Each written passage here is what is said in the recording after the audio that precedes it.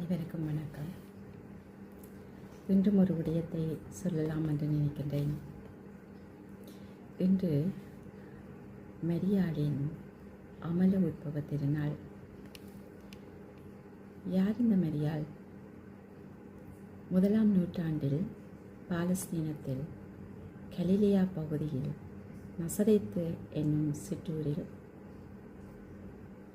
சுவக்கீன் அன்னம்மாள் என்ற பெற்றோருக்கு மகளாக பிறந்தவள் மரியாள். தூய்மை நிலையில், பாவமற்ற நிலையில் உட்பவித்தவளாக மரியாள் கருதப்படுகின்றாள். இந்த மரியாள் இளம்பெண்ணாக இருக்கின்ற பொழுது தச்சு தொழில் செய்து வந்த நீதிமானாக வாழ்ந்த யோசேப்பு என்பவருக்கு மன ஒப்பந்தம் செய்யப்பட்டிருந்தவர். இந்த மரியாள் இறைவனால் தேர்ந்து கொள்ளப்பட்டவர். இறைவன் தனது மீட்பு திட்டத்தை நிறைவேற்றுவதற்காக இந்த மரியாளை தெரிந்து கொண்டார் என்பதை நாங்கள் திருவிவிலியத்தில் காண்கின்றோம். அதே வேளையில் இஸ்லாமியருடைய புனித நூலாகிய குர்ஆனும் மரியாளினுடைய தூய்மை நிலையை, இறைவனால் தெரிந்து கொள்ளப்பட்ட அந்த நிலையை அழகாக கோடிட்டு காட்டுகின்றது. மரியாள் திருகவையில் உயர்வான ஒரு நிலையில், அனைத்து புனிதர்களுக்கும் மேலான ஒரு புனிதையாக போற்றி அவளுக்குரிய மரியாதையை, வணக்கத்தை செலுத்தி வருகின்றது. ஒவ்வொரு இறைவனுக்கு முழு ஆராதனையும் வழங்குகின்ற அதேவேளை மரியாளுக்கு என்று ஒரு காத்திரமான இடம் உண்டு திருஅவையில். அதன் அடிப்படையில் மரியாள் பற்றி சில காலங்களில், தொடக்க காலங்களில் பல்வேறுபட்ட சந்தேகங்கள், அவளை பற்றிய சில பேதகங்கள் எழுந்த பொழுது மரியாளினுடைய உன்னதத்தன்மையை, அவளினுடைய புனிதத்தன்மையை போற்றி அதனை மரியாதை செய்யும் முகமாக திருஅவை 4 படிப்பினைகளை எமக்கு தந்திருக்கின்றது. டாக்மாஸ்ன்னு சொல்லுவோம். அன்னை மரியாள் இறைவனின் அன்னையாக இருக்கின்றாள், இறைவனின் தாய். அதேபோல் 2வது மறையுண்மையாக இருப்பது மரியன்னை என்றுமே கன்னியாக இருக்கின்றாள். 3வது மரியன்னை அமல உற்பவமானவள், எவ்வித மாசுமறவற்றவள், சென்மபாவ நிலையில் இல்லாமல் தூய்மையில் உற்பவித்தவள் என்பதை காட்டுவது 3வது படிப்பினை, மரியுண்மை, டாக்மா. 4வது அன்னை மரியாள் இவ்வுலகில் ஏனையோர் மரித்து அவர்களுடைய உடல் அழிந்து போவது போல் அல்லாமல் இறைவனை தனது உதரத்தில் தாங்கிய அந்த தூய உடல் இறைவனால் ஆன்ம உடலோடு விண்ணகத்துக்கு எடுத்துக்கொள்ளப்படுகின்றது. ஆகவே இந்த பேருண்மைகளை கூறுவதாக இந்த 4 மறையுண்மைகள், போதனைகள், டாக்மாஸ் திருஅவையினால் முன்வைக்கப்படுகின்றது. இந்த மரியாளினுடைய அமல உற்பவம் என்பது இயேசுவினுடைய தாயாக மரியாள் தேர்ந்து கொள்ளப்பட்டாள் என்ற ஒரு உன்னத நிலை. இந்த இயேசுவுக்காக இறைவன் மனிதனாக இந்த உலகில் பிறப்பதற்கு இறைவன் ஒரு இடத்தை தயார் செய்தார். இறைவன் இந்த உலகுக்கு வருவதற்காக தொடக்கத்தில் இருந்து தன்னுடைய மீட்பு திட்டத்தை நிறைவேற்றுவதற்காக பல்வேறு நபர்களை அழைத்து கொண்டார்.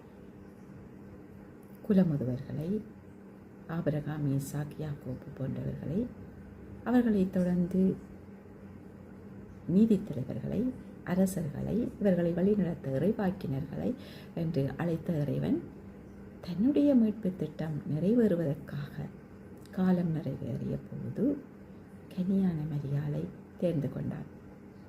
அவளுடைய இந்த தூய வயிற்றில் பிறப்பதற்காக அவளுடைய பிறப்பு மாசுமறுவற்றுவதாக இருப்பதாக இது திருவிவிலியத்தில் மாத்திரமல்ல, இஸ்லாமியருடைய புனித நூலாகிய குர்ஆனிலும் மரியாளை பற்றிய பிறப்பு, அவளுடைய தூய்மை, அவள் இறைவனால் தெரிந்து கொள்ளப்பட்ட விதம் அழகாக காட்டப்படுகிறது.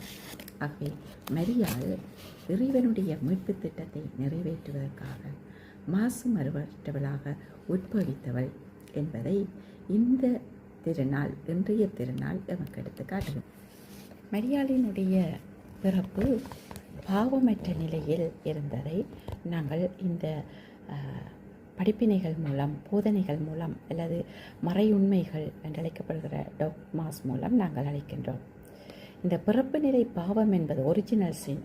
இதனை நாங்கள் சென்ம பாவம் என்றும் அழைப்பதுண்டு. அவை இந்த சென்ம பாவத்தில் இருந்து கடவுள் அன்னை மரியாளை தூய்மையான நிலையில் உட்பவிப்பதற்காக அவர் ஆயத்தப்படுத்தினார் என்பதை திரு அவை தொடக்கத்திலிருந்து நம்பி வருகின்றது. அதன் படிப்பினை தான் இந்த அன்னை மரியாளினுடைய அமல உட்பவம் என்ற டாக்மா.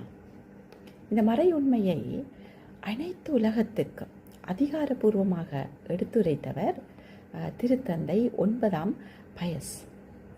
1854 மார்கழி 8ஆம் நாள் இயேசுவின் அன்னை மரியாள் அமல உட்பவி என்று அழைக்கப்படுகிறது.